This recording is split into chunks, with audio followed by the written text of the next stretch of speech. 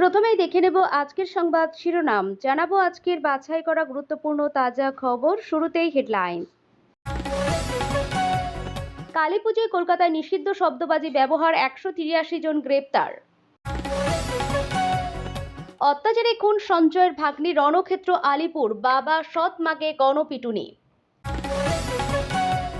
কালীপুজো রাতে পুরুলিয়ায় ডাইনি অপবাদে মহিলাকে কুপিয়ে খুন, কাঠগড়ায় শ্বশুরবাড়ি। দিল্লির দূষণ নিয়ন্ত্রণে ব্যর্থ রেখা, আপের অভিযোগে পাল্টা বিজেপি বলল সব দোষ সাধারণ মানুষের। কালীপুজোর রাতে বাড়ি থেকে ডেকে নিয়ে খুন, হাওড়ায় বাড়ির অদূরে মিলল যুবকের দেহ। আসছি বিস্তারিত খবরে। কালীপুজোয় কলকাতায় নিষিদ্ধ শব্দবাজি ব্যবহার, 183 জন গ্রেপ্তার। কালীপুজোর আনন্দের মাঝেও শহরে নিষিদ্ধ শব্দবাজি পাঠানোর অভিযোগে পুলিশ 183 জনকে গ্রেপ্তার করেছে। অভিযানকালে মোট 852 কিলো নিষিদ্ধ শব্দবাজি জব্দ করা হয়েছে। কলকাতা পুলিশ কমিশনার জানিয়েছেন, এবারের কালীপুজোয় শহরের দূষণের পরিস্থিতি অনেকটা নিয়ন্ত্রণে রয়েছে। অন্যান্য মেট্রো শহরের তুলনায় গতরাতে দূষণের মাত্রা কলকাতায় অনেকটাই কম ছিল বলে দাবি করছেন তিনি। পুলিশ সূত্রে জানা গিয়েছে, কলকাতা ও সংলগ্ন এলাকা থেকে বাজি নিয়ে যেসব অভিযোগ এসেছে তা খতিয়ে দেখে 100-এরও বেশি লোককে গ্রেপ্তার করা হয়েছে। কমিশনার স্মৃতি আরও জানান, গ্রেপ্তারকৃতদের বিরুদ্ধে আইনানুগত ব্যবস্থা নেওয়া হবে। এদিকে কালীপুজোর পরের দিনই ফের ধর্মীয় কর্মসূচিতে তৃণমূলের শীর্ষ নেতা। আজ মঙ্গলবার নৈখাটির বড়মার মন্দিরে পুজো দিতে যাচ্ছেন সর্বভারতীয় তৃণমূল কংগ্রেসের সাধারণ সম্পাদক অভিষেক বন্দ্যোপাধ্যায়। বিকালে তাঁর সঙ্গে বড়মার মন্দিরে উপস্থিত থাকার কথা রয়েছে তৃণমূলের একাধিক সাংসদ ও রাজ্য স্তরের নেতাদেরও। অত্যাচারে খুন সঞ্জয়ের ভাগ্নি, রণক্ষেত্র আলিপুর, বাবা সৎ মাকে গণপিটুনি। আলিপুরের বিদ্যাসাগর কলোনিতে 11 বছরের এক নাবালিকার ঝুলন্ত দেহ উদ্ধারের ঘটনায় তীব্র উত্তেজনা ছড়িয়েছে। মৃতার কাকা সঞ্জয়ের ভাগ্নি ওই নাবালিকাকে বাবা ও সৎমা মিলে অত্যাচার করে খুন করেছে বলে অভিযোগ তুলেছেন স্থানীয়রা। সোমবার আরজিকর হাসপাতাল থেকে নাবালিকার দেহ উদ্ধারের পর এই অভিযোগ ঘিরে এলাকায় ব্যাপক চাঞ্চল্য সৃষ্টি হয়। ক্ষুব্ধ প্রতিবেশীরা প্রতিবাদে রাস্তা অবরোধ করেন এবং অভিযুক্ত বাবা ও সৎ মাকে মারধর করেন। পরিস্থিতি নিয়ন্ত্রণে আনতে ঘটনাস্থলে পুলিশ পৌঁছালে অভিযুক্তদের উদ্ধার করে নিয়ে যাওয়া হয়। নাবালিকার মৃত্যু আত্মহত্যা নাকি খুন তা খতিয়ে দেখছে পুলিশ। তবে এই ঘটনায় এলাকায় এখনো চাপা উত্তেজনা রয়েছে। স্থানীয়দের দাবি, অভিযুক্তদের কঠোর শাস্তি দিতে হবে।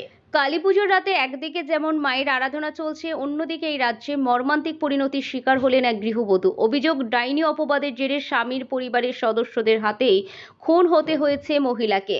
ঘটনাটি ঘটেছে পুরুলিয়ার পাড়া থানার চাপুরি গ্রামে। ঘটনার পর গ্রাম জুড়ে আতঙ্ক, ক্ষোভ ছড়িয়েছে।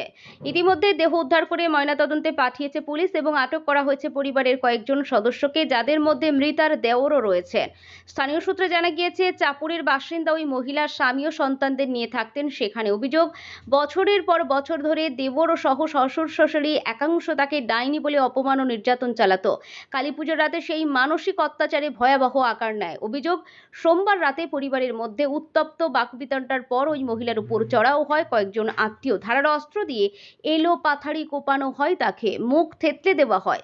ঘটনাস্থলে মৃত্যু হয় মহিলার। খবর পেয়ে পাড়া থানার পুলিশ দ্রুত ঘটনাস্থলে পৌঁছে রক্তাক্ত দেহ উদ্ধার করে। দেহ পাঠানো হয়েছে ময়নাতদন্তের জন্য। মৃতার সন্তানদের দাবি, দীর্ঘদিন ধরে তাদের মাকে ডাইনি বলে কটূক্তি ও শারীরিক নির্যাতন করত পরিবারের সদস্যরা। পুলিশ জানিয়েছে, অভিযুক্তদের জিজ্ঞাসাবাদ চলছে এবং ঘটনার তদন্ত শুরু হয়েছে।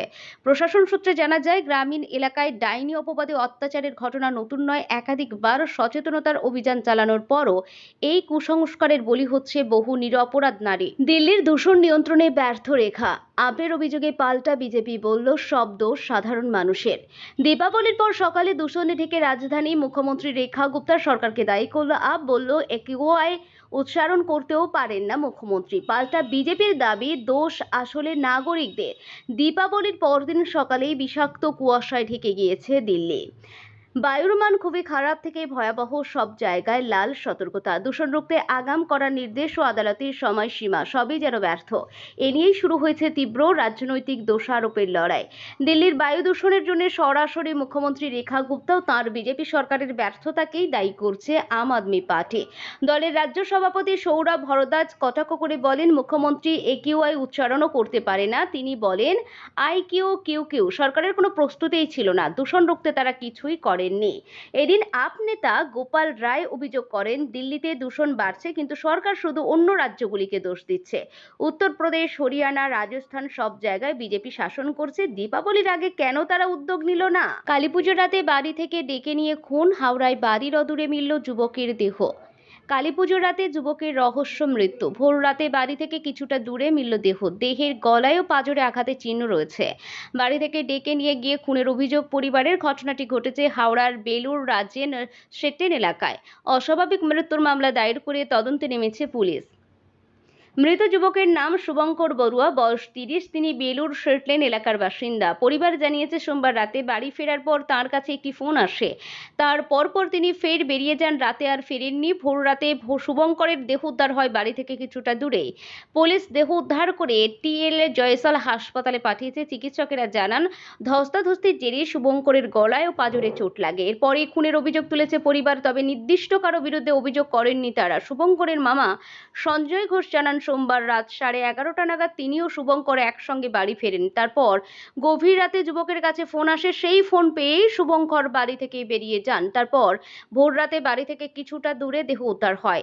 হাওড়া সিটি পুলিশের এসিপি নর্থ আনন্দজিৎ হোর বলেন, আপাতত অস্বাভাবিক মৃত্যুর মামলা রুজু করা হয়েছে। ময়নাতদন্তের রিপোর্ট আসার পরই খুনের কারণ স্পষ্ট হবে। তিনি আরও জানান, ওই যুবক চাকরি করতেন, ভদ্র পরিবারের ছেলে।